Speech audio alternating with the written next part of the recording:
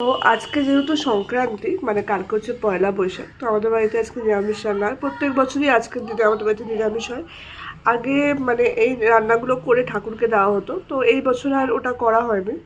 তো বাড়িতেই সব রকম ভাজা আর যা যা করে সব নিরামিষ করা হয়েছে। তো আজকে ওটাই তোমাদের সাথে শেয়ার করব। তো চলো দেখে নিই আজকে মেনুতে কী কী আছে। এটা রয়েছে ডাল, এটা মুসুরির ডাল, নারকেল আর জিরা শুকনো লঙ্কা ফোড়ন দিয়ে। আর রয়েছে আমের চাটনি। এটা রয়েছে আলু আর ইঁচড়ের তরকারি, মানে একটু কষা কষা করে করা আছে। আর রয়েছে মুগ ডাল, এটা সেদ্ধ মুগ ডাল। প্রত্যেকবার টক ডাল হয়, এবার আর টক ডালটা করা হয়নি।